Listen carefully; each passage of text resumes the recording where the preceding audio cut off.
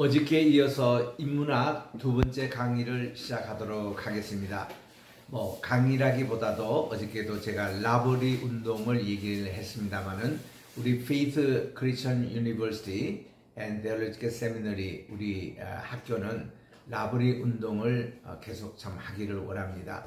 제가 그거를 체험해 보니까 굉장히 참 좋은 운동이고 세계 지성인과 또 일반 평민들이라도 서로 생각을 나누고 또 이렇게 어떤 것을 모든 걸 종합하는 이런 내용이 이제 있습니다.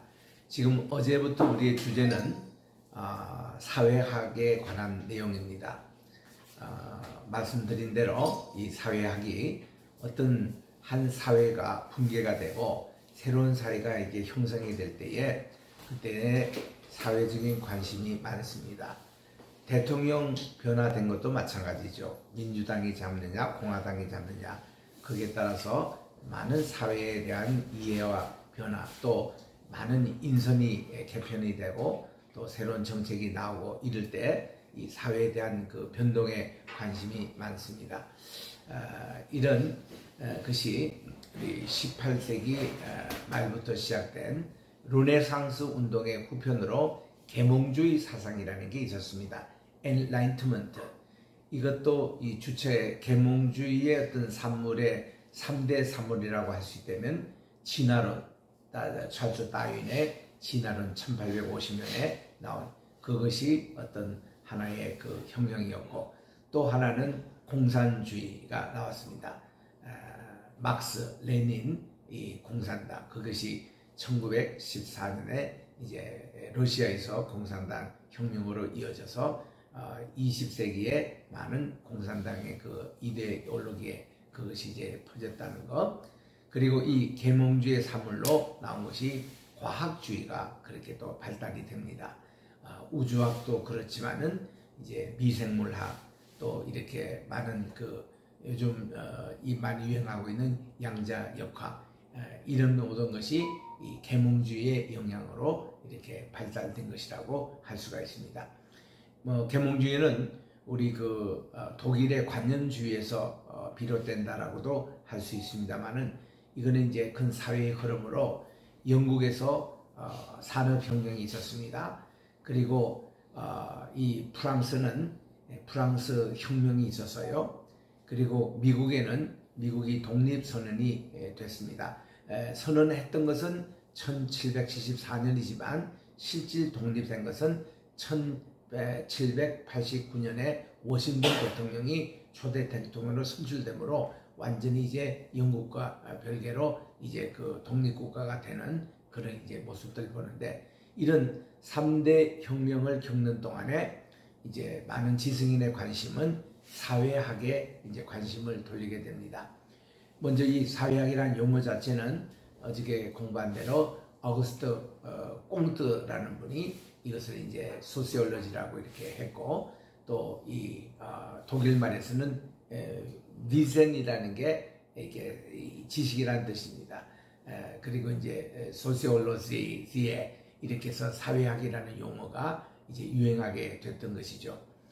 그 후에 무슨 쉘러라며 또 맨하이님이며 이런 많은 걸쭉한 학자들이 이 사회학을 이렇게 발전시키는데 사회학은 크게 사회의 그 체제가 어떻게 되느냐 또 사회가 무엇을 지향해 나가느냐 또 사회는 어떻게 변화가 되느냐 이런 것을 연구하는 것이 사회학입니다.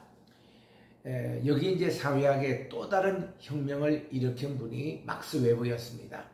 그분은 이제 종교 사회학을 이렇게 세웠던 분인데 그분의 책에 보면은 이렇게 그 프로테스탄트의 윤리와 이 자본주의의 그 어떤 이념에 대한 것을 책을 썼습니다.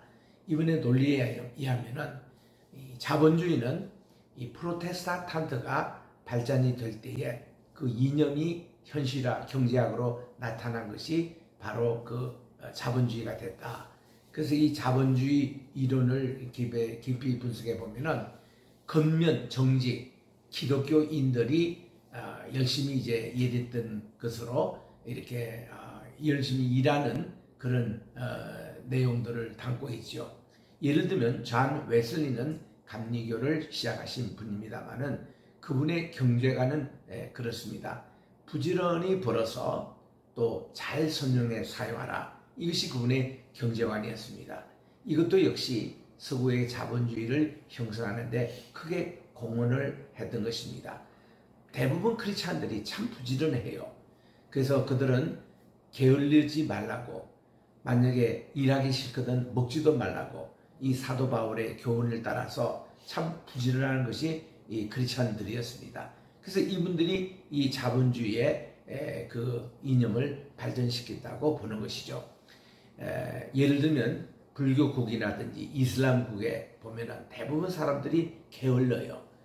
그런데 비해서 기독교가 들어갔던 그 문화는 다 이렇게 잘 살고 열심히 부지런하고 정직한 그런 원리를 막스 웨버가 연구해서 그렇게 이제 발표를 했던 것이죠.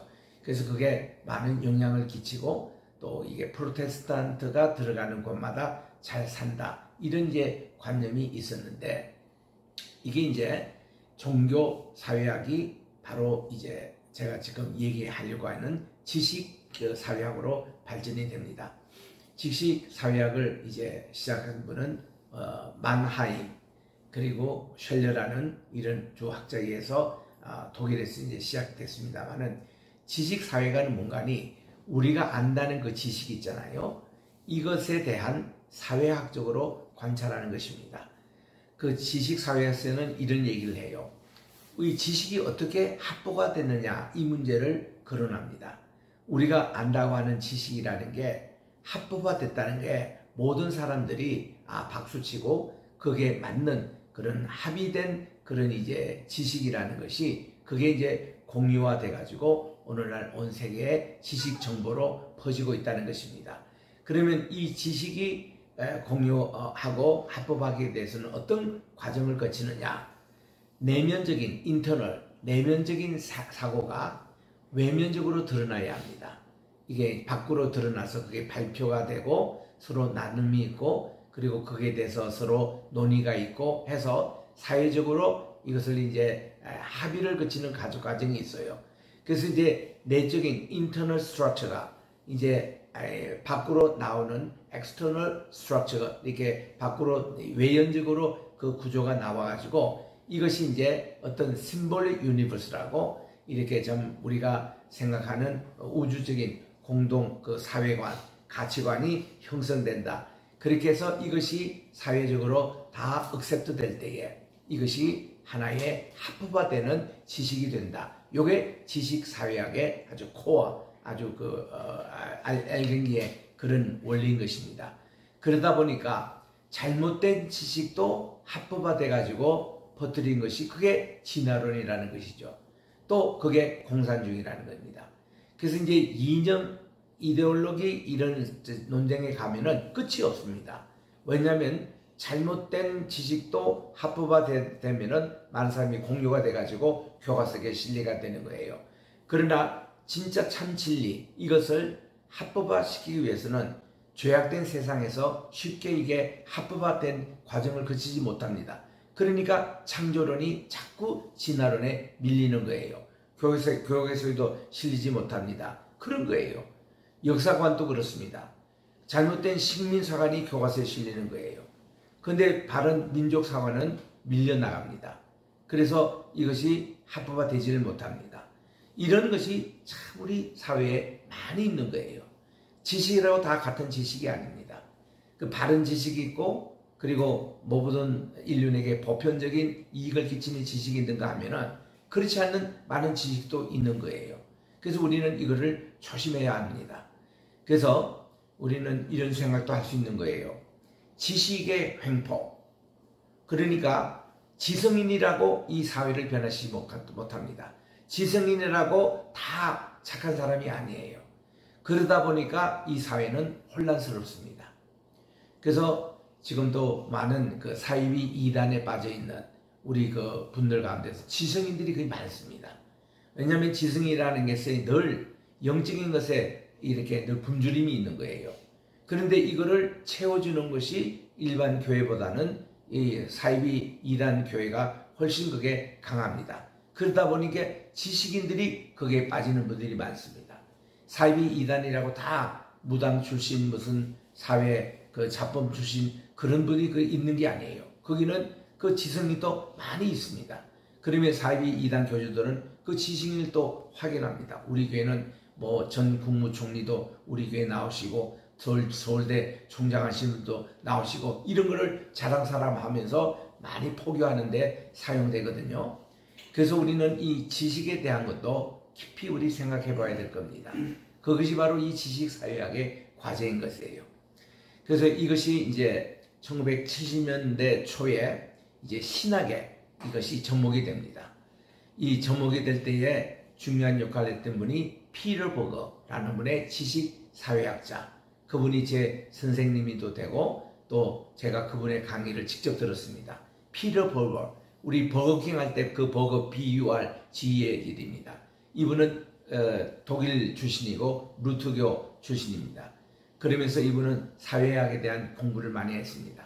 그리고 이제 종교사회학의 그 전통을 받아가지고 그가 이제 그 마나임이며 쉘러가 개발했던 지식사회학을 그가 정착을 시킨 거예요.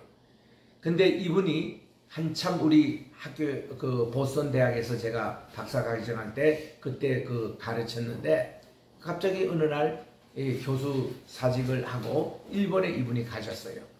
일본에 가셔가지고 무엇을 이분이 연구했냐면은 일본은 프로테스탄트 정신에 아닌데도 어떻게 G7이 됐느냐 여기에 대한 연구를 했습니다. 그 일본에 가서 조사해 보니까 꼭 프로테스탄트 윤리만 가지고 경제를 발전시킨 게 아니라 일본에는 사무라이 정신 그리고 이 천황의 사상 천황을 영어로서는 신도이즘이라 그러거든요. 그 신교 이것이 일본을 장악하고 그래서 이 일본 사람들이 정직하고 부지런하고 그래서 이 오늘날 이런 G7 아시아에서는 최고의 경제국가로 발전시킨다는 이거를 이분이 연구를 하기 시작했어요. 그래서는 이분이 이제 일본 다녀오셔가지고 그것도 그냥 단기간으로 가신 게 아니라 몇 년씩 체류가 가시면서 하신 말씀이 막스 웨버 이론이 다 맞지는 않더라. 일본은 예외이더라. 이거를 이제 발표하기 시작한 겁니다. 그런 과정 속에서 제가 이제 보스턴 대학에 아주 두 성경 신학자 거장이 있었습니다. 제 논문 지도 교수였던 버너든 앤더슨 교수님, 구약학의 최고입니다. Understanding the Old Testament 이 책을 1957년도 그분이 듀류 대학에 있을 때에 쓰신 책인데 이 책이 오늘날까지도 대개 미국 그 신학교에서는 구약학 그 중심 교재로 사용하고 있는 텍스트북으로 사용합니다. 그리고 그분과 맞수가 있는 신약학자로서 하워드 키 교수가 있어요. KEE. 하워드 키 교수는 똑같은 제목으로 Understanding the New Testament 신약 이해라는 책을 그 비슷한 시기에 쓰므로 이 두 책이 미국의 신약과 구약의 교과서로 지금까지 사용되고 있습니다. 이 중에서 하워드 키 교수님이 신약학자입니다. 이분이 피터 버그의 지식사회학을 받아들인 거예요. 그래서 그분이 이거를 가지고 요한복음 연구하는데 적용을 했습니다. 그래서 여기서 이제 영향을 받아서 우리나라의 한 학자인 서중석 교수님이 여기에 이제 이것을 받아들이셔가지고 요한복음을 지식사회학적으로 어떻게 분석하는가에 대해서 한국에 오셔서 연세대학교 교수가 돼서 그분이 그것을 은퇴하실 때까지 가르쳤습니다. 지금도 서중석 교수님은 연세대학교 전체 재단 이사의 한 분으로 계시는 분인데 이거를 또 영향을 받은 분이 연세대학교 많은 후배들이 이제 영향을 받았습니다. 저는 이제 오리지널 되는 하워드 키 교수님에게 직접 그것을 이제 배운 사람이거든요. 그래서 저는 이런 두 거장들 또 윌리엄 올브라이트 그 성경고가 고대 근동학 그 교수님들의 1급 제자들 밑에서 제가 배웠던 마지막 그 주자이기도 합니다. 그래서 이 하워드 키가 이제 그 요한복음을 강의하면서 그거를 이제 서중숙 교수님이 한국에 많이 그거를 가르쳤기 때문에 한국에는 비교적 많이 알고 있습니다. 그런 내용이 이런 내용이에요. 요한복음 저자는 누구냐? 사도 요한 1인에게 하나님보다도 요한 공동체라는 여기에 포커스를 줍니다. 요한의 신학을 따르고 그게 영향을 받았던 제자들 중심으로 이 요한 공동체가 형성되는데, 이 요한 공동체는 특징이 Beloved Community, 예수님의 사랑받는 제자, 이거를 사도 요한의 닉네임이에요. 그게 별명입니다. 그것처럼 서로 사랑하는 공동체가 요한 공동체였다는 겁니다. 그러니까 예수님께서 부활 승천하시고 사도 요한이 이런 말씀을 전할 때에 항상 중심이 요한복음 13장 34절 35절에 난 대로 내가 너희를 사랑한 같이 너희도 서로 사랑하거라. 이것이 예수님께서 그 사랑의 그런 공동체를 만들도록 하신 것인데, 그래서 우리 주님은 제자들의 발을 일일이 씻어주시면서 너희들이 나를 주라 선생이라 부르는데 내가 너희들의 발을 씻어준 것 같이 너희들도 발을 씻어주라. 이것이 이제 요한 공동체, 사랑의 공동체가 됐다는 것이죠. 그래서 요한복음은 세 개 L로 이렇게 읽는 게 좋다는 겁니다. L로 시작되는 영어, 첫째는 light입니다. 빛이라는 거예요. 요한복음의 전체 주제가 빛이 많이 나옵니다. 생명의 빛이라는 것도 나옵니다. 나를 따르는 자는 어둠에 다니지 않고 생명의 빛을 얻으리라. 요한복음 8장 12절의 말씀이에요. 또 요한복음 1장 시작이 그렇습니다. 태초에 말씀이 계셨는데 그 말씀이 참빛, true light라고 그랬습니다. 이 true light가 예수님이 바로 생명의 빛이다. 에고 에이미, 나는 나다 이럴 때에 나는 생명의 빛이라고 우리 주님이 말씀을 하시는 것. 이래서 그것이 이제 생명수의 주제가 되고 있어 에고 에이미의 7가지 그 특징이 나오는데 그게 이제 중심이 라이트였다. 이게 나와요. 두 번째 라이트는 라이프입니다. 생명이에요. 요한복음은 더 영생이란 주제, everlasting life, 이것이 주제입니다. 그래서 이 모든 만물이 예수님의 말씀을 통해서 창조됨을 받았고, 그리고 여기서 모든 이 생명의 근원이 예수님의 말씀 속에서 나왔기 때문에 거기가 생명의 원천이라는 것이죠. 그래서 예수님은 나는 부활이요 생명인이라고 말씀해 주셨습니다. 라이프입니다. 예수님 자신이 생명이에요. 그래서 누구든지 예수님을 믿는 자는 죽어도 살겠고 살아서 주님을 믿는 자는 영원히 죽지 아니하는 이 라이프입니다. 우리가 모든 인생이 다 뭐에 대한 가장 큰 주름이 있습니까? 죽음입니다. 죽음 이거 문제 때문에 사람이 노이로제 걸리고 스트레스 받고 건강관리에 힘쓰고 다 이 죽음의 문제를 가지고 있는데, 우리 인간이 아무리 그런 걸 노력해봐야 이 생사화복을 주관하신 분은 하나님이시라는 것이죠. 하나님이 언제든지 오라 하면 가는 겁니다. 우리가 뭐 세상에 모든 것을 갖추고 있고 모든 걸 해도 주님 앞에 서면 다 그건 죄인이거든요. 그 생명을 주관하는 분이 하나님이라는 것이죠. 예수님도 이렇게 말씀을 합니다. 에고 에이미 호 오더스, 나는 길이요 카이에 알레테야, 나는 진리요 카이에 조에, 내가 바로 생명이라고. 아무도 none come to the Father except me, 예수님을 통하지 않고서는 절대로 우리 아버지께로 갈 자가 없다. 예수님이 유일한 생명이라는 것입니다. 그래서 우리들은 우리 영어 표현에서 이런 거 많이 합니다. 나는 예수님 이외에는 아무것도 가진 게 없다 할 때는 I have nothing but Jesus. 이게 영어적인 표현이거든요. 예수님 이외에는 내가 아무도 가진 것 없다.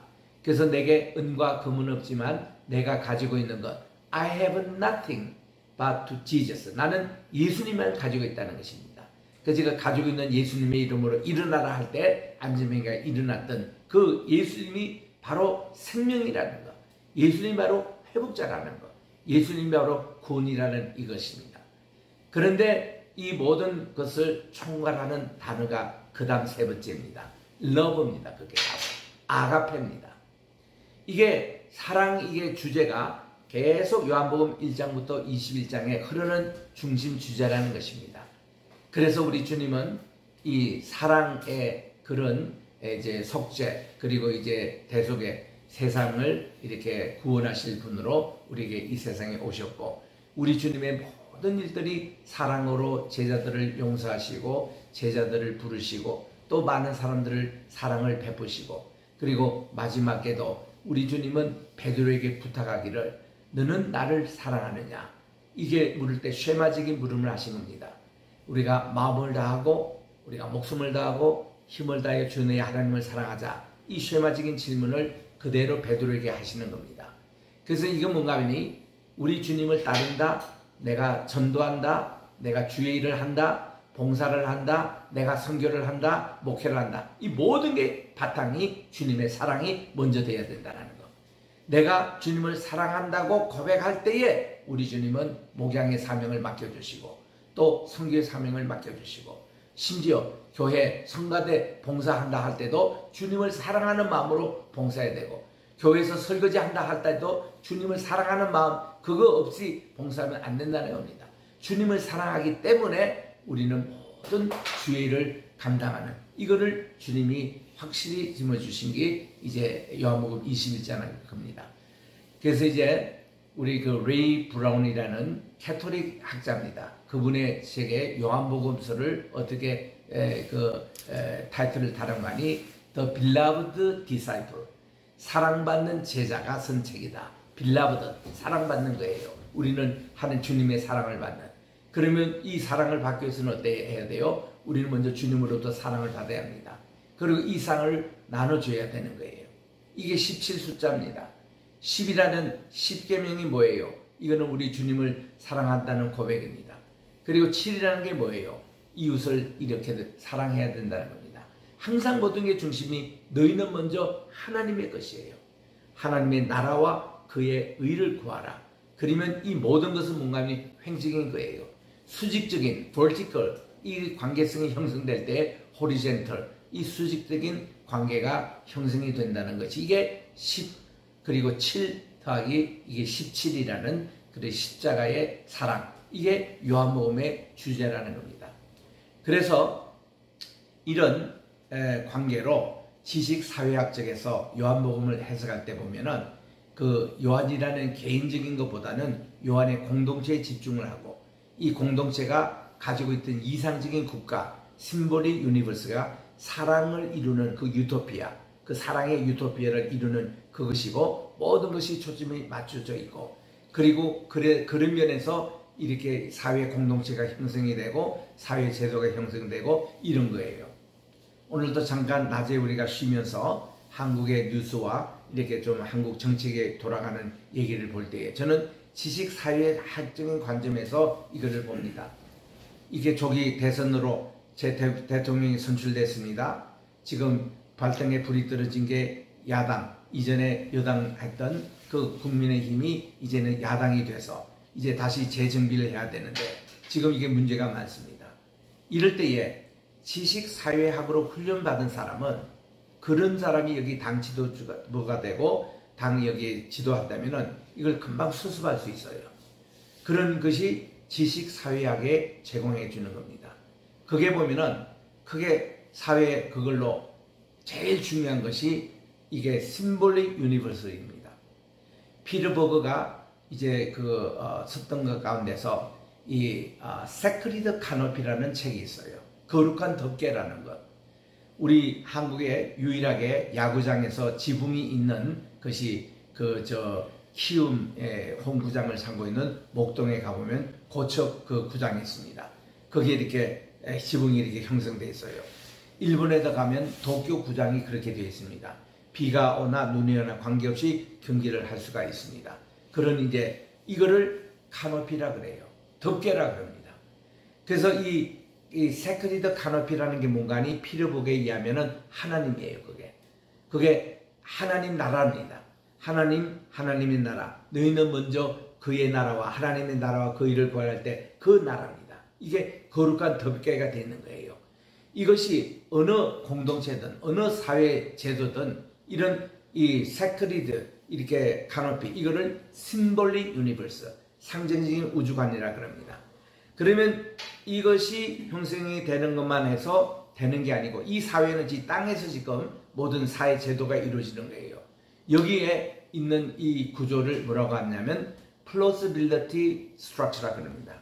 plausibility란 말은 영어 사전에 찾아보면 취약성을 가지고 있는 이런 뜻이거든요. 이 plausibility structure는 이 사회에 있는 모든 사회 제도는 임시적이고 취약적이라는 겁니다. 이게 단단하지가 못합니다. 심지어 아버지, 아들 이런 가족관계도 쉽게 와해가 될 수 있는, 이혼을 한다든가 그 가정이 돌아가신다든가 또 어떤 형제끼리 싸움을 해가지고 헤어진다든가 평생 보지 못합니다. 이 가족들조차도 플러스비리티 스트럭처라는 거죠. 아주 취약성이 있는 겁니다. 우리 교회 구성원이 그렇잖아요. 한 구역을 만들어낸다, 재짓기를 만든다. 이거 큰 교회도 깨지는 것은 금방 와해가 됩니다.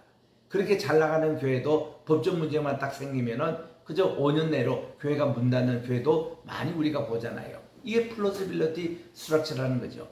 이 세상에 이것을 강화하기 위해서는 위에 있는 심볼릭 유니버스인 세크리드 캐노피, 거룩한 덮개가 단단히 붙잡고 있어야 됩니다. 그래야만이 이 취약성에 있는 이 구조를 이렇게 개편하는데, 지금 한국의 야당의 분위기가 그렇다는 거예요. 특별한 지도자도 없습니다. 또 서로 이제 책임론만 전가해서 싸움판입니다. 언제 깨질지 모르는, 그리고 새로운 또 신장이 언제 또 생길지 모르는, 오늘 또 앵커들이 이렇게 얘기하고 조사하는 거 보니까 다 그런 얘기들이에요. 그만큼 취약합니다. 그러면 이럴 때에 이거를 어떻게 단단한 구조로 이렇게 나와주느냐. 이 문제가 바로 제가 이제 박사 논문을 썼던 에스라 느헤미야 당시에 이스라엘의 공동체가 그랬습니다. 그들은 바벨론 포로에서 돌아왔어요. 여기 현지 주민에 살고 있는 원주민, 여기 살고 있는 주민들과 귀환한 포로민들 사이에 갈등이 생깁니다. 또 그들 가운데서 이제 10년, 20년 지났는데 보니까 막 그냥 국제 결혼이 이루어지는 거예요. 분명히 신명기 7장 3절 4절에서 하나님께서는 절대로 가나안 주민들과 결혼하지 말라, 며느리 삼지 말고 또 아들을 주지 말고, 이런 거를 철저하게 하나님이 말씀을 하신 이유는 뭔가니 다 신앙 문제 때문에 그렇습니다. 우상 숭배 때문에 그렇습니다. 그들이 우상 문제 때문에 바벨론 포로 70년 지금 살고 돌아왔거든요. 그런데 또다시 일부 귀환한 포로민조차도 이렇게 그 지역 사람들과 함께 이렇게 결혼을 하는 이런 통혼 제도가 생기는 겁니다. 왜 통혼을 하나요? 그 이제 제 논문에도 그런 분석이 나옵니다만은 통혼의 이유가 충분히 있습니다. 그들이 포로 생활에 돌아와서 보니까 저들이 여기 포로 잡히지 않고 여기 남아있는 주민들 가운데는 잘 먹고 잘 삽니다. 안정된 생활을 그들을 하고 있습니다. 포로에서 돌아온 분들은 모든 게 취약해요. 어디서 살지도 모르고 경제적으로도 취약하고, 이런 가운데서 이미 정착되고 사는 이분들에게 그들이 이제 많은 러브콜을 보내는 과정 속에서 혼인관계가 이루어지는 거예요. 이 혼인관계가 비단 평민들만 이룬 게 아닙니다.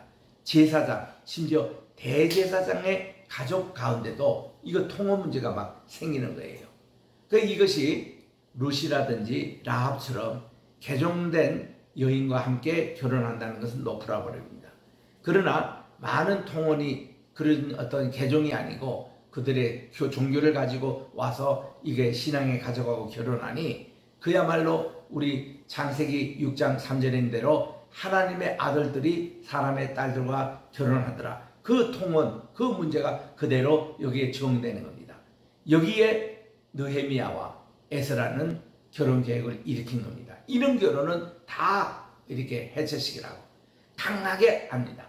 취약됐던 그런 이런 제도를 아주 강한 그런 이제 스트럭처로 만듭니다. 그래서 생겨난 게 유대교였다 그 말이에요. 유대교가 그때 생긴 겁니다. 에스라가 시작된 겁니다. 에스라는 학사요 또 제사장이었습니다. 그는 하나님의 법을 다 해서 우리 소위 말하는 모세 오경, 창세기부터 신명기까지의 5책을 편집하고 온 분이 에스라였습니다. 에스라는 포도생활 속에서도 그동안 그 구준으로 있었던 모든 성경을 집약해가지고 한 권의 책으로 들고 온 거예요. 모세의 전통이 그동안 여기저기 흩어진 것을 하나로 통합한 분이 바로 에스라입니다. 이런 모든 걸 통합정신, 이것이 바로 심볼릭 유니버스를 형성하고 거룩한 뜻답게 세크리드 캐너피를 형성하고 이 취약했던 유대인들을 하나로 결집하기 시작합니다. 그 방법이 뭐예요? 회개하자. 회개운동을 일으킵니다. 에스라부터 그가 머리를 풀고 베옷을 갈아입고 또 죄를 뒤집어 쓰면서 하나님께 기도하기를, 자기가 지은 죄뿐만 아니라 민족이 지었던 죄, 또 이 지금 통문하면서 하나님을 다시 또 이 슬프게 하는 모든 죄를 하나님께 금식하며 기도를 하는데 폭우가 쏟아집니다.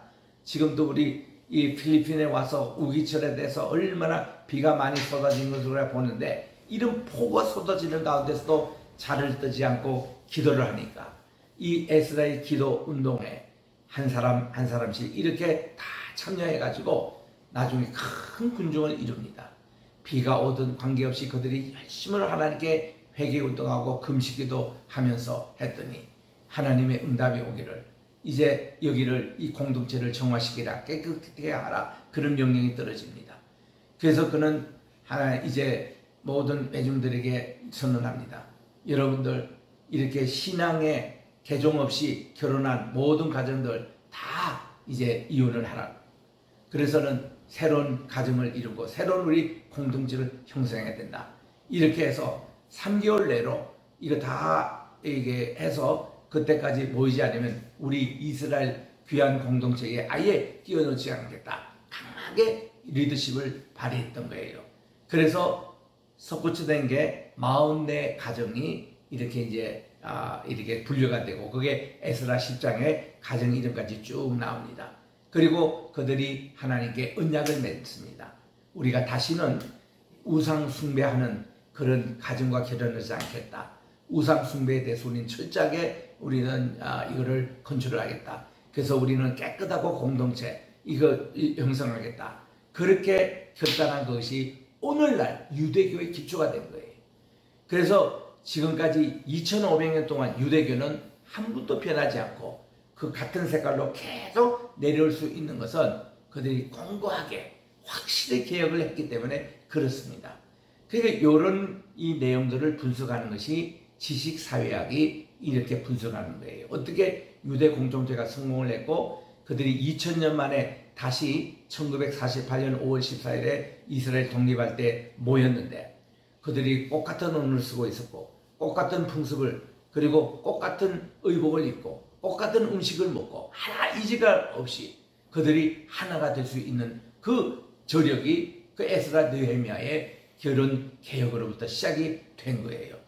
그래서 이제 이런 내용의 백그라운드는 물론 쉐마 교육이 있었습니다. 또 테필린 교육이 있었습니다. 이래서 그들은 철저히 교육을 자녀손에게 시키고 이런 교육의 그런 것이 있지만은 이거를 이렇게 공고하게 하고 이런 뭐를 틀을 세운 분이 바로 에스라 리더십이었어요. 에스라는 수문학 광장에서 말씀 사경회를 개최합니다. 그리고 자기가 편집에 가져온 모세오경을 소리내서 읽기를 시작합니다. 이때 이 광장에 모였던 수많은 귀환한 포로민들이요, 두 손을 들고 아멘 아멘 하면서 이 말씀에 대해서 읽는데, 그들이 그때 말씀을 읽을 때는 말씀을 읽는 자는 앉아서 의자에 앉아서 읽습니다. 에스라가. 그리고 그 모든 회중은 다 일어서서 하는데 아침 6시부터 12시까지 다 일어서서 말씀을 받습니다. 그러니까 이걸 말씀을 받는데 때로는 이제 말씀에 이해가 되지 않는 분들, 이런 분들 위해서 12명의 학사들을 쫙 이렇게 도중에 다 이렇게 해서 이들이 말씀을 또 설명해 줘요. 회중들에게. 저 말씀의 뜻은 이런 것이다 하고 어려운 것을 이렇게 합니다. 그 중에 한 분 이름이 예슈아라는 분이 있어요. 그 예슈아라는 것이 예수님의 그 히브리어 발음이 예슈아입니다. 그래서 예슈아라는 이름이 모음 포인트로 이렇게 다르게 읽으면 여호수아가 되고 호세아가 되고, 그리고 이사야는 조금 변형입니다만은 여호와는 하나님이시다, 이런 뜻의 그걸로 예슈아라는 그 이름이 들어가 있습니다. 그래서 예슈아라는 그 이름 자체도 있는 거예요. 그래서 이렇게 해서 말씀 사경회를 통해서 아주 말씀을 먼저 딱 중간에 이거를 이제 시킵니다. 이게 개혁의 성공한 이 비결입니다. 느헤미야는 이 말씀을 받아가지고 그가 철저하게 안식일을 지키는 것, 이것을 훈련했습니다.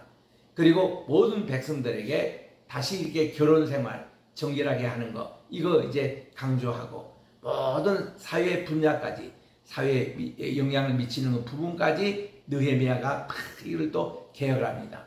에스라의 말씀운동과 느헤미야의 사회개혁이에요. 이것이 합작이 돼가지고 오늘날 유대교를 이렇게 형성을 하게 됩니다. 그래서 주다이즘, 유대교 하는 것이 그렇게 이제 공부하게 됐거든요. 이거를 제가 지식사회학적으로 분석한 것이 제 박사 논문의 이제 핵심이 되는 것입니다. 조금 더 이제 살펴서 우리 사회학에 대한 얘기를 조금 더 하면은, 어저께 이제 말씀드린 대로 사회학이 이제 발전된 것이 얼마 되지는 않아요. 이제 19세기 때부터 사회학이 이제 각광을 얻기 시작해서 아까 이제 유럽 사회에 있는 3대 혁명의 기초에서 발전이 이제 되어 오다가 이제 그게 우리 한국 사회에도 영향을 끼칩니다. 우리 한국에는 선교사님들이 우리 한국에 오실 때에 우리 한국의 상황은 어떻냐면은 이 대원군의 쇄국 정처로 말미암아 외국 문물을 절대로 못 받을 때였습니다. 근데 이제 이게 일본에서 1868년 메이지 유신이 일어났어요. 일본어는 일찍이 예수의 이제 선교사들이 와가지고 이제 가톨릭 문화를 먼저 전했습니다. 그래서 이들이 이 신도이즘과 또 사무라이 이거가 접목돼 가지고 1868년에 일본에서 완전히 서구의 사상을 받아들이는 메이지 유신이 일어났습니다. 그래가지고는 그들이 적극적으로 서구 문명을 받아들였기 때문에 우리 한국은 그때 한참 쇄국 정책을 할 때인데, 그래서 일본 사람들이 오히려 일본은 우리 한국이 그때 뭐 외국이라고 생각 안 했어요. 일본은 우리 같은 동족 동양인이라 생각했기 때문에 그 베이지 유신을 하는 것을 보고 우리 한국 사람들도 조금 마음에 동요가 합니다. 그 최초로 우리 한국이 외국 사절단을 보내서 이렇게 강화 조약을 맺는 게 1876년에 대한제국과 일본에 함께 이렇게 협약하는 이런 일들이 벌어집니다. 그래서 일본의 문호를 개방하기 시작합니다. 그러니까 메이지 유신 그 사상이 우리나라에 자동적으로 들어오게 됩니다. 아, 서구 문명이 나쁜 게 아니구나. 서양 귀신이 그렇게 나쁜 사람들이 아니구나. 이런 인식이 이제 퍼지기 시작해서 6년 후에 이 모든 것이 다 강화도에서 일어났는데, 인천 강화도 6년 후에 1882년에 미국하고 이제 조선이 이제 이 강화 조약을 맺게 됩니다. 그래서 이거는 엄청난 사건이었죠. 이제 그것 때문에 미국의 선교사님들이 한국에 그 이듬해인 알린 선교사가 들어오게 됐고, 그리고 그 이듬해 언더우드와 아펜젤라가 들어오게 됐고, 그 다음에 스크랜턴 선교사님, 그리고 마테 선교사님이 1890년 이렇게 줄줄이 들어오게 된 것이, 이런 밖으로는 외교 사절단 이게 있었기 때문에 가능했던 것이죠. 그때의 우리나라의 사회가 엄청 변화됐습니다. 심지어 고종은 말이죠, 그동안 청나라의 속국이라고 생각했던 이 조선을 서로 이게 거기서 결별하고 대한제국이라고 나라를 설립했어요. 그때부터 고종은 황제라고 부르기 시작했습니다. 그러니까 이제 이것 때문에 일본이 우리나라를 이제 점령하게 된 계기를 마련해 준 것이지만은, 어쨌든 배짱이 대단했어요. 이제는 우리 더 이상 중국의 속국이 아니다. 우리는 스스로 독립국가다. 이래가지고 대한제국 이렇게 해서 초대 황제로 이 고종이 딱 이렇게 즉위하시고, 이제 이런 일들이 일어나는 그때에 큰 사회적인 변동이 일어나죠. 그게 뭔가니 이제 서양 선교사님을 통해서 우리나라에 서양 문명이 들어온 겁니다. 그래가지고는 이게 남자들도 이게 상투머리도 잘라버리고, 이렇게 일본 사람들이 했던 그런 뽀마다 바르면서 이렇게 오늘날 우리 머리 깎는 그것이 이제 생겨나고, 또 우리나라에 전통적으로 입던 한복도 벗어버리고 양복을 또 갈아입기 시작을 하고, 이렇게 해서 큰 사회의 변화가 일어난 것을 조선의 근대화라 그래요. 이 근대화의 이 사회의 변화에 대해서 마침 그때 서양에서 발전됐던 사회학이 우리나라에 접목이 됩니다. 그래서 우리나라의 대한매일신보에 사회학이라는 용어가 나와요. 그리고 이 용어가 비교적 일찍 나옵니다. 우리 우남 이승만 대통령도 이 소금문용을 일찍 받아들여가지고 사회학 공부를 벌써 합니다. 그래서 우리나라가 다른 데보다 굉장히 사회학이 일찍이 돌아서 발전됐다는 거. 그래서 제가 연세대학에 있을 때에 저를 사회학 가르친 분이 박영신 교수님이셨어요. 또 오세철 교수님입니다. 그때 서울대학에서는 한완상 교수님이 사회학을 가르치고 있었습니다. 그때는 우리나라에 이게 군사 이 유신 정권이 막 들었을 때여가지고 굉장히 이게 민중신학과 함께 사회학이 유행을 했던 때였습니다. 그래서는 그때 훈련받고 공부했던 친구들이 오늘날 정치 지도자들이 많이 배출이 되고 그랬는데 우리나라가 사회학이 일찍이 이렇게 영향을 끼쳤습니다. 이렇게 해서 세계적으로 어떤 변화가 있을 때에 어떤 쿠데타가 일어나거나 또한 어떤 사회적인 변화일 때마다 이 사회학이 많이 공헌을 했는데 지적인 지식의 사회학이 대변동이 1975년에 일어납니다. 그 주인공인 농간이 에드워드 오즈본 윌슨이라는 분이 있었어요. 이분은 델레웨어 출신인데 하버드에서 박사학위를 업무했습니다. 이분은 생물학자였습니다. 생물학에서도 개미를 연구하는 사람이었어요. 개미의 생태구조, 또 개미의 또한 사회구조, 또 이런 개미에 관한 것을 연구하는 생물학자였는데 이분이 가만히 개미를 연구하다 보니까 여기도 사회학이 있는 것을 알게 됐습니다. 그래서 그분의 하버드 대학 박사 논문이 소시올로지, 사회학을 공부하는데 이제 이 모든 그 곤충 세계에 벌어지는 여기에 대한 사회학의 논문을 발표했습니다. 그래서 이게 굉장히 센세이션을 일으켰어요. 왜냐하면 그 당시는 소시올로지, 사회학이라는 것은 사회과학 과학 분야입니다. 그리고 바이올로지, 생물학은 그거는 사이언스, 자연과학 분야입니다. 사회과학과 이 자연과학이 접목을 시킨 것이 바로 윌슨이었어요. 그래서 윌슨이 여기에 하버드 대학의 교수가 되고 몇 년 가르칠 때 1978년도에 어떤 책을 냈냐면 컨실리언스, 이거를 우리 한국말로 통섭이라고 번역하는데 컨실리언스라고 그 책입니다. 부제를 뭐로 다냐니 The Unity of Knowledge, 모든 지식의 통합이라는 이걸로 앞으로 이 세계는 학문도 예전에는 뭐 정치학이다, 사회학이다, 법률이다 이게 아니라 이제는 통합으로 가야 된다는 것이죠. 그때 그분이 어떤 이 통습이라는 용어를 쓰기 전에 인터디시플린이라는 용어가 1960년 말일 때부터 이미 생기기 시작했습니다. 인터디시플린이라는 것은 뭔가니 우리 크게 학문에서 우리 인문과학이 있습니다. 사회과학이 있습니다. 자연과학이 있습니다. 세 개 분야잖아요. 그거를 각기 이렇게 따로 공부했어요. 우리도 고등학교 때 보면은 이과와 문과 2학년 때 나눠집니다. 그래서 문과는 문과, 이과는 이과에서 문과반은 한문까지 배우고 하는데 이과에서는 화학이, 물리기 이렇게 그쪽 분야에 깊이 공부합니다. 그렇게 이제 하는 식으로 각기 이렇게 딸리되는데 인터디시플린이라는 것은 이것이 이제 서로 통합을 이루는 학문으로 발전이 되는 거예요. 이거를 앞서 시작인 곳이 신학교였습니다. 신학교에서는 옛날에 MDB, 이거는 주의 종으로 앞으로 안수를 받고 이렇게 목회하고 선교하는 종으로 세움을 받는 MDB 여기가 있는데 MDB를 공부를 가르치다 보니까 목사가 될 분들은 교회 행정을 배워야 됩니다. 인사 관리를 배워야 돼요. 교회에서 또 많은 인사 관리가 이루어지니까. 그리고 교회에서 마케팅 전략도 공부해야 됩니다. 전도를 위해서.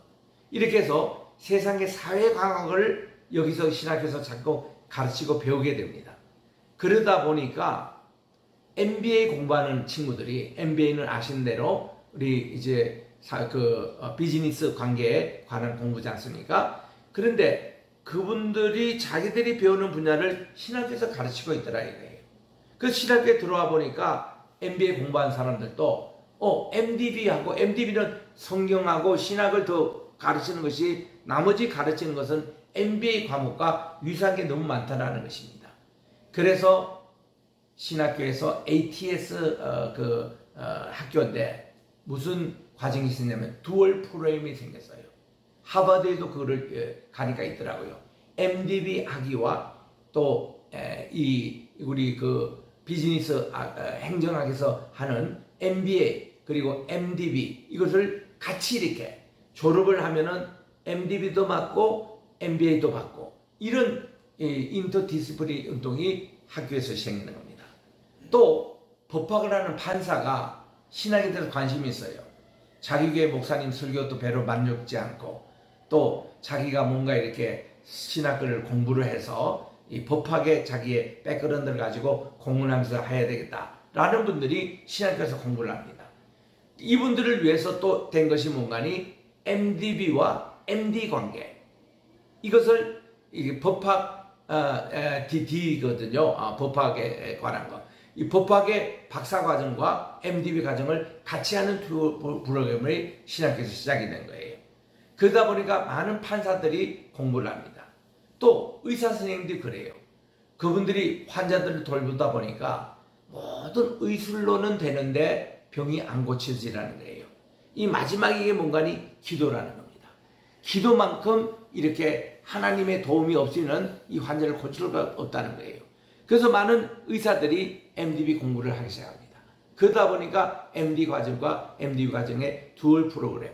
그게 제가 미국에 유학 딱 갔을 때에 그때 신학교가 다 시작하는 그때였습니다. 인터디스플리너리가 일어난 거예요. 지금도 미국에는 많은 학교에서 그렇게 서로 학문의 교류가 이제 있습니다. 그런데 한편 아까 그 윌슨이라는 이분 덕분에 이분은요 아예 그냥 자기가 통습이라는 책을 쓰면서 모든 지식은 이제 유니티를 이루어야 된다 이런 적에서 이분은 생물학자지만 개미를 연구하는 이것이지만 개미들의 그 소시올러지 이 사회학을 접목시켜 가지고 이렇게 이제 내놓으니까 서로가 이렇게 필요한 과목이 된다. 그때부터 인터디스플리너리 이게 사회 지식의 통합 운동이 아주 유행을 했습니다. 그래서 이제는 정치학 공부하는 분들도 신학을 같이 공부하거나 경제학을 같이 공부하거나 정치학 혼자만 이게 공부되는 게 아니에요. 판사 혼자만 하는 게 아닙니다. 판사도 심리학을 공부해야 돼요. 판사도 저 사회학을 공부해야 합니다. 그래야만이 제대로 판사를 할 수 있어요. 그래서 이제 이 모든 세계 지식이 한꺼번에 이렇게 통합을 이루는 시대에 우리가 현재 살고 있는 겁니다. 이게 4차 혁명이에요. 4차 혁명이 옛날 3차 혁명 시대 때 그 선을 잇던 것을 하나로 지금 통합하던 시대로 지금 우리가 살고 있거든요. 그래서 여기서 이제 이루어지는 것이 뭔가니 모든 지식을 서로 이제 공유하게 되고 그리고 이제 어떤 자기 전공 분야에 대해서 요게 내 분야다 이게 이제는 이래 가지고는 안 됩니다. 다 오픈해서 같이 이제 우리가 공통점을 찾고 이렇게 이제 나가는 것이죠. 그 통습이라고 한국말로 번역한 것이 콘실리언사라는 이 뜻이 뭔가니 서로 다른 분야의 지식을 함께 통합을 모아가지고 보다 새로운 분야를 개발하는 데 쓰는 것을 통합이라 그러고 통습이라 그러고 그렇게 합니다. 그 용어가 오늘날 이제 신학계도 많이 퍼져 있고 이 세상에도 이제 통섭 원리가 많이 있는 것이 바로 퓨전, 융합이라는 말입니다. 요즘 우리 한국에도 정보 융합 시대다. 우리 저 송도에 있는 대학도 보니까 지식융합이라는 대학이 또 있더라고. 그런 명칭을 붙여요. 융합이라는 표현을 씁니다. 융합이라는 말은 아신 대로 핵물리학에서 나온 얘기예요. 핵이 융합해가지고 몇천 몇만 대 이런 큰 다이마트 파워를 일으키는 것과 같이 이런 지식들이 융합이 되면은 굉장히 그 힘이 나온다는 거. 융합에 이뤄내서 한국 사람이 덕을 보게 된 게 비빔밥입니다. 비빔밥에 그게 융합 철학이 있는 거예요. 통나물, 나물, 고추장, 김치 다 섞어가지고 비벼가지고 딱 먹는 맛이 제3의 맛. 이런 김치 맛도 나물 맛도 아닌 제3의 독특한 이게 맛이 나오는 게 이미 비빔밥의 원리. 이게 융합의 원리예요. 그래서 이제 한국에도 보면 퓨전 식당이라고 가보면은 동양의 음식과 서양의 음식을 같이 나옵니다. 나와가지고 요거를 접목해가지고 요리사가 이거를 융합 음식을 내놓아요. 이게 또 요즘 인기예요. 인도 식당에 가면 인도 음식만 파는 게 아니라 미국의 햄버거를 여기에 또 서로 융합을 시켜가지고 음식을 만들어냅니다. 이거 전 세계적으로 음식 문화도 융합, 또 문화도 융합. 이거 이제 쭉 나오는데 여기 이제 문화 관계도 K-문화, K-팝 이런 것이 왜 이렇게 주도를 하는가 하니 한국의 이 K-팝이라는 게 이 융합을 잘하는 비빔밥 원리가 있는 거예요, 우리에게. 그래서 이게 퍼지기 때문에 지금 뭐 전 세계 항공기에서 비빔밥은 다 요즘은 이렇게 기본적으로 나옵니다. 그게 이제 융합이라는 이 맛을 봤기 때문에. 그래서 이제 한국이 앞으로 여기에 이제 주도적인 역할을 해야 할 이유가 여기 있는데, 그래서 이제 이런 공부하는 게 사회학입니다. 그래서 오늘날 이 사회학은 여러 가지 이제 많이 퍼져서 이제 AI 시대가 지금 우리에게 들어왔는데 AI 사회학이 벌써 나오고 있는 거예요. 그리고 AI 지식 정보가 지금 나오고 있는 겁니다. 그리고 이제 지식 정보 면에서도 사회학이라는 게 또 붙어 나오는 거예요. 이거를 같이 보면 지식 융합 사회학이 또 나오고 있는 거예요. 이것이 벌써 이미 다른 학문 분야에서 시작이 되고 있는 것이고 신학에도 점점 이것이 확대가 되고 있는 겁니다. 자, 옛날에는 신학을 4개 분야로 나눴어요. 성경 신학으로 구약학 신약학, 역사 신학으로 한국교회사, 세계교회사, 그리고 교리사, 그리고 조직 신학으로 이제 교의학과, 이렇게 우리 교부들의 그런 신학, 또 이렇게 개혁가들의 신학, 이런 걸로 인물별로 공부했던 조직 신학, 그리고 마지막에 실천 신학이라고 해서 여기는 기독교 윤리, 기독교 교육학, 기독교 상담학, 또 교회 행정학, 여러 가지 것으로 이렇게 나눠서 이렇게 공부를 했습니다. 요즘은요, 많은 신학교에서 이 4가지 커리큘럼, 이것이 점점 없어지고 있는 거예요. 선이 없어지고 있는 겁니다. 내가 기독교 교육이 전공이다. 기독교 교육학만 배웁니까? 상담학도 배우죠. 거기에 윤리학도 배우죠. 그리고 거기에 심리학도 배웁니다. 다 그 어느 분야라도 내가 교육 분야에 좀 더 독특한 그 논문을 쓴다 뿐이지 결국은 다 다른 학문과 같이 교합해서 이렇게 나오는 것이 요즘 공부예요. 그러니까 요즘 이제 우리가 책을 읽는 그런 것도 보면은 5분 남았습니까? 벌써 5분밖에 안 남았어요. 시간이 빠릅니다. 자, 좌우지간 이렇게 해서 그 여러 분야에 우리가 관심을 가져야 되는 게, 그래서 이제 목회자가 칼바르트가 얘기한 대로 한 손에는 성경, 한 손에는 신문을 꼭 들라, 이런 얘기처럼 오늘날 또 이 목회자가 여러 분야에 관심을 가지고 보셔야 돼요. 왜냐? 교인들이 그런 계층이니까. 다양한 계층이 옵니다. 이게 알아야 돼요. 세상이 어떻게 돌아가는 것도 알아야 되는 것이죠. 그래서 이제 이런 문화 예술면까지 다 이렇게 보면서 세계는 또 어떻게 돌아가고 있는지, 어떻게 지금 종말의 시기에는 몇 시에 지금 와 있는지, 이걸 우리가 다양하게 보듯이 이런 내용들을 이제 공부하는 겁니다. 그래서 제 이제 박사 논문이지만 여기는 이렇게 많은 미래를 지향했던, 지금 오늘날 제가 논문을 쓰고 지금 25년이나 지났는데 오늘날 이 시대에도 정말 필요한 방법론이고 그런 이제 설교 방법이거든요. 그래서 우리가 상담을 한다, 설교를 한다, 신방을 한다, 또 이렇게 세상에 또 이렇게 많은 교수로서 티칭을 한다, 선교를 한다, 이런 모든 분들이 이제는 지식사회학적인 이런 어떤 트레이닝을 받으면은 굉장히 도움이 된다, 이런 것을 말씀을 드리겠습니다. 제 강의는 이걸로 마치겠습니다. 고맙습니다. 혹시 질문 있으면 한두 번 받겠습니다. 우리 신영기 목사님, 이렇게